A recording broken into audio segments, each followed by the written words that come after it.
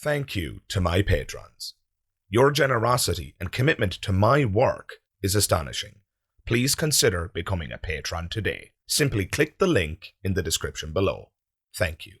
What, in your view, would a genuine atheist be like? And Peterson, without missing a beat, and this is just appalling, he responds and says a real atheist would be like Raskolnikov in Crime and Punishment. He'd be like Raskolnikov in Crime and Punishment.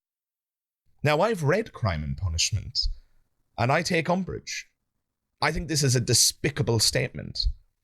Raskolnikov, as you heard Peterson describe, carries out what you might call the perfect murder. He gets away with it, right? In other words, a real atheist would be the kind of person who would be willing to carry out the murder of an elderly woman, even though it's not necessary. You, Peterson. If you ever try to bullshit me like that again, I will rip off your arms.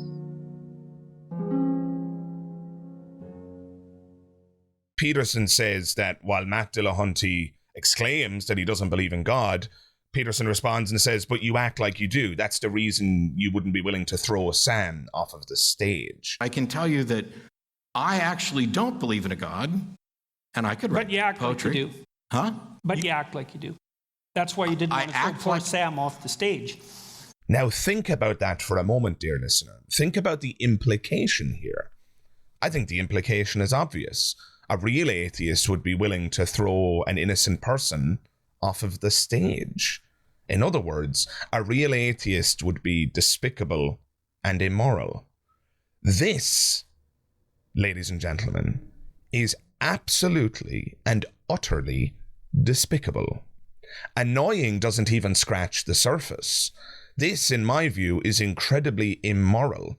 This, in my view, is bigotry in its most obvious form. Let's focus on it here for a minute, because I'm just giving you my instantaneous kind of moral reaction here to hearing this clip.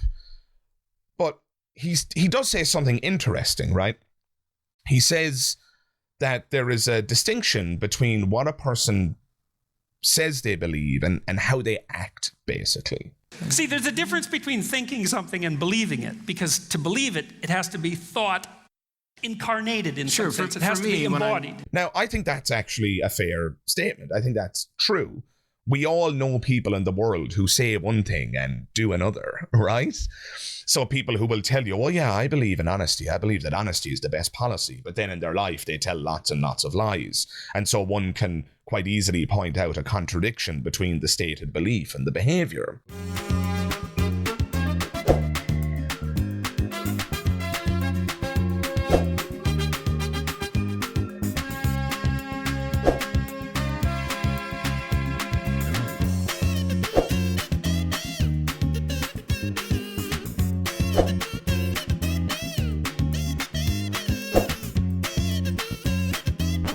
But when Peterson says that Matt Dillahunty acts like he believes in God, doesn't that import a massive assumption? Doesn't that basically just raise a whole other question? The question becomes, well, how do people who believe in God act? How do people who don't believe in God act? And is there any broad pattern there? Now, if we focus on that for a second and we think about Peterson's response, his answer to those questions becomes very clear. His assumption, and I don't think that I'm stretching here, I think it's pretty clear given what he said, especially when he mentions throwing Sam Harris off the stage once again, his assumption is that a religious person would not, a believer in God would not throw Sam Harris off of the stage. Whereas a genuine atheist, a person who genuinely did not believe in God and acted like they did not believe in God, that person would throw Sam Harris off of the stage. I actually don't believe in a God, and I could write But you act poetry. like you do. Huh? But you act like you do. That's why you didn't want to throw poor Sam off the stage. So I leave it open to you, dear listener. What is he saying? I think it's abundantly clear.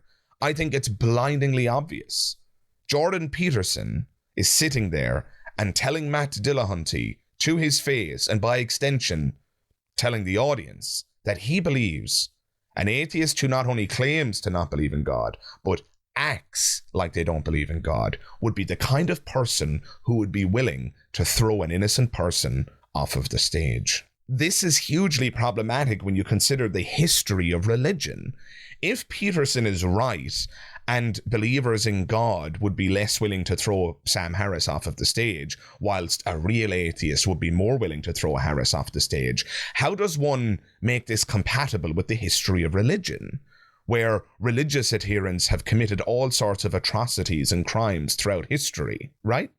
Look at 9/11. Those people believed in God, and they flew those planes into those buildings, killing thousands of people and themselves in an act of martyrdom.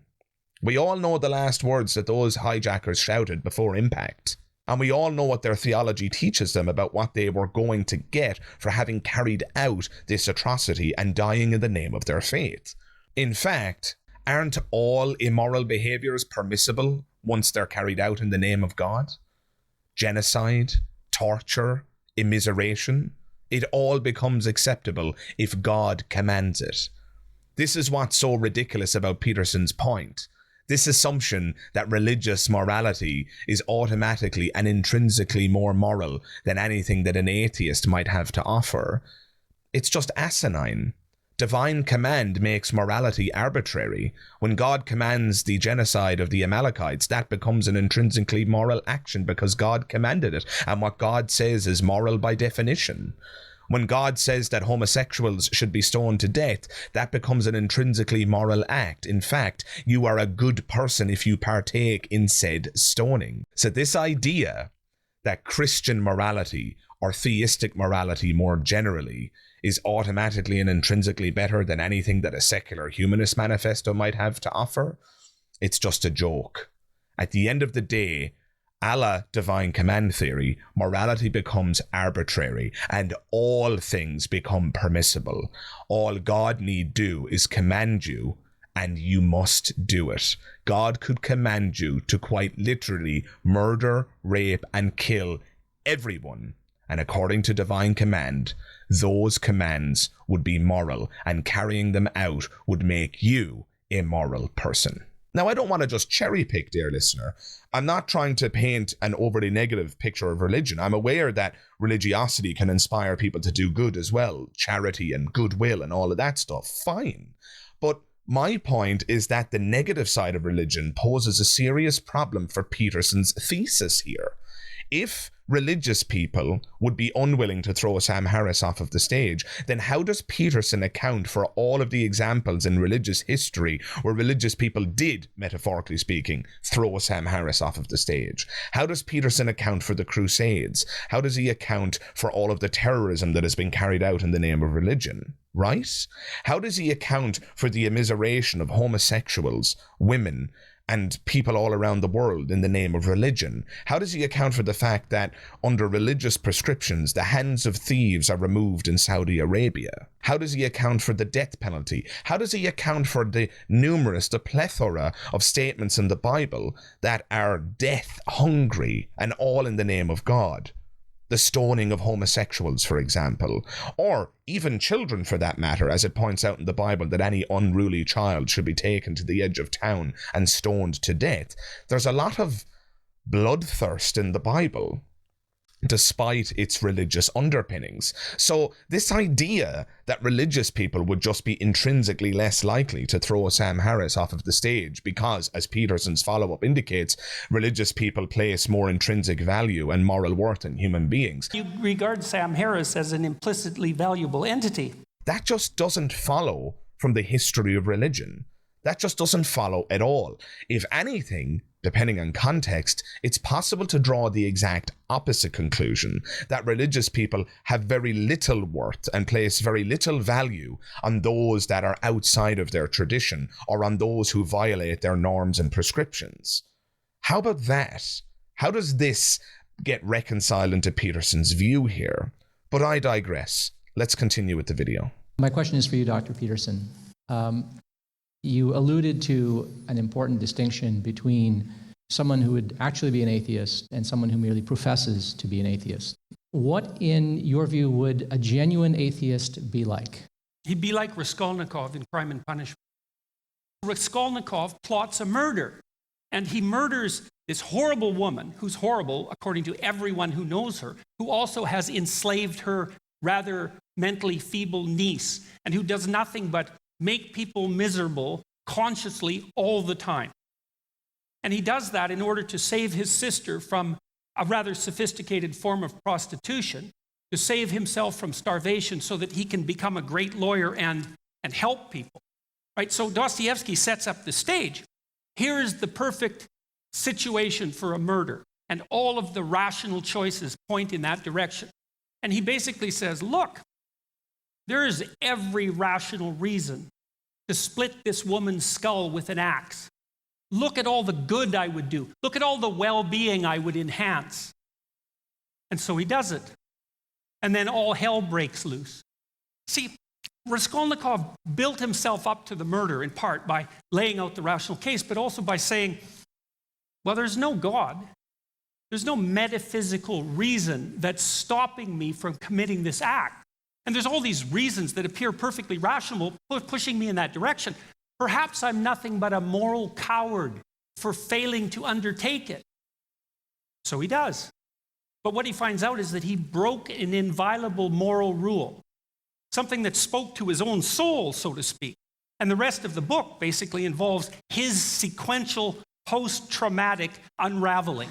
So just in case there were any apologists in the audience who might have argued that my interpretation of the Sam Harris comment was inaccurate, i.e. that Peterson was genuinely suggesting that an atheist would be, a real atheist that is, would be more willing to throw Sam Harris off of the stage. If you were at all in doubt about my interpretation of that comment, it becomes crystal clear at this point in the debate. And just for the sake of transparency, there's been a huge time jump now in the debate because the what's a real atheist topic doesn't rear its ugly head again until the end of the debate in the Q&A. And so I've skipped to that point in the debate. If you want to watch the full debate, I will include the link in the description below. In fact, I would highly recommend you do that. But later on in the debate, when this topic comes up again, the questioner asks or recapitulates the question. So, what is a real atheist in your view? What, in your view, would a genuine atheist be like? And Peterson, without missing a beat, and this is just appalling, he responds and says, a real atheist would be like Raskolnikov in Crime and Punishment. He'd be like Raskolnikov in Crime and Punishment. Now, I've read Crime and Punishment, and I take umbrage. I think this is a despicable statement.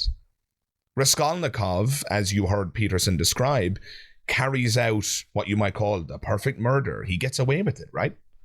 He kills this old woman, and he has all of his justifications. She's morally wicked, she's despicable, she's abusing people in her life, and so on and so forth. And Peterson imagines that that's what a real atheist, a quote, real atheist would be like. In other words, a real atheist would be the kind of person who would be willing to carry out the murder of an elderly woman, even though it's not necessary. F*** you, Peterson. Fuck you. Honestly. I mean, I'm an atheist, although you wouldn't accept that I am, right? Because I'm not a murderer. But that is just asinine.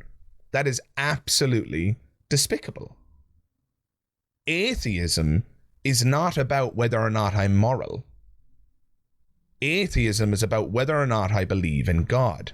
This is the problem. He's fusing morality into the conversation, and it need not be there, right?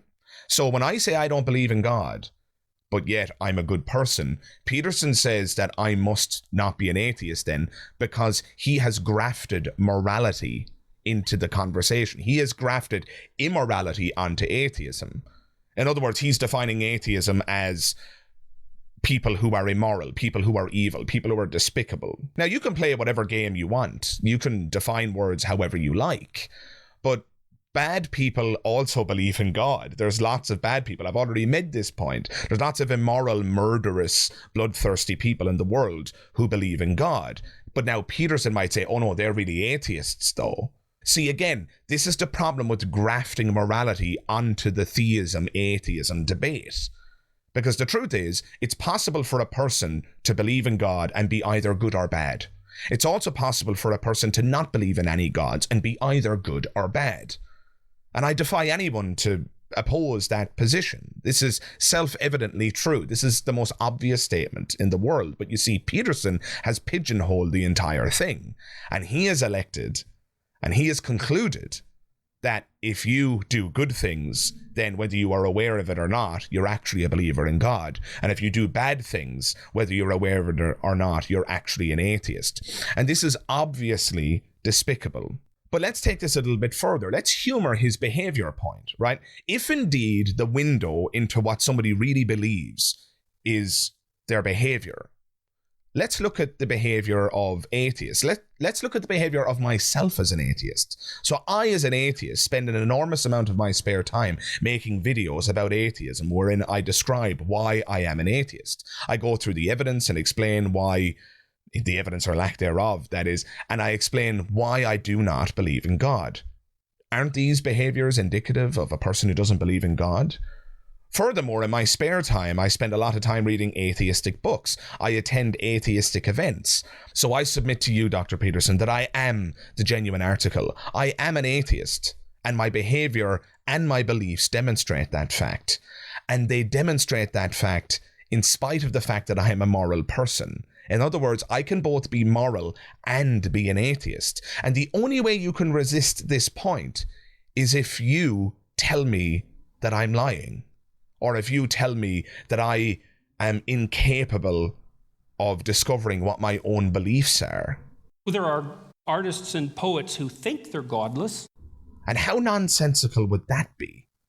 The only person who can genuinely tell you what I believe is me. And you have no business telling me anything to the contrary. Now, your initial point makes sense. It's possible that somebody can think that they believe something and yet their behavior demonstrates something else. But that happens in specific cases, right? It happens in cases of dishonesty. A person can be dishonest, or a person can be self-deceived. So if you're going to suggest that I'm self-deceived, or if I'm dishonest, well, I can only put myself in the faithful hands of the audience, and you can tell me, dear listener, do I strike you as dishonest? Am I lying to you about being an atheist? And if I am, what is my goal here? Why have I made at this point in recording 125 plus videos about my atheism?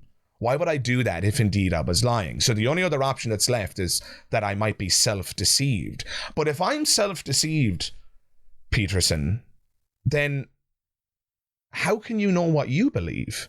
Maybe your belief that an atheist would really be like Raskolnikov is actually just a self-deception, and you don't really believe that. Maybe your belief that a real atheist would throw Sam Harris off the stage is just a self-deception. Maybe you don't really believe that. Maybe there's something else going on. So if you're going to go down this road of saying that we can't even tell each other what we really believe based on either beliefs or behavior, and that we can just be self-deceived from the ground up, well, then your argument doesn't even get off the ground, because your argument might just be a self-deception in your thinking. So that just doesn't make sense. I'm sorry. It's hogwash. The truth is, when you say that real atheists would be like Raskolnikov in Crime and Punishment, what you're doing is holding up a huge middle finger to the atheist community, and you're telling us that you believe that if we were really atheists, that we would be murderers. Well, if murder makes you an atheist, if immoral behavior makes you an atheist, if that is his contention, then how many religious people in the past were actually atheists and didn't realize it? Can you see the absurdity that this leads to? Any individual involved in the Crusades was actually an atheist. Any individual involved in the 9/11 hijackings was actually an atheist. Any individual who has ever been involved in any religious terrorism ever was actually an atheist, if indeed they murdered someone or tried to harm people. You see, this leads to absurdity. Hey everybody, Magic Skeptic here. And if you enjoyed this clip, please consider checking out the full episode right here. Alternatively, and if you're in the mood for something else, why not check out this episode right here? Either way, thank you very much for watching, and I hope to see you in the next one. All the best. Bye-bye.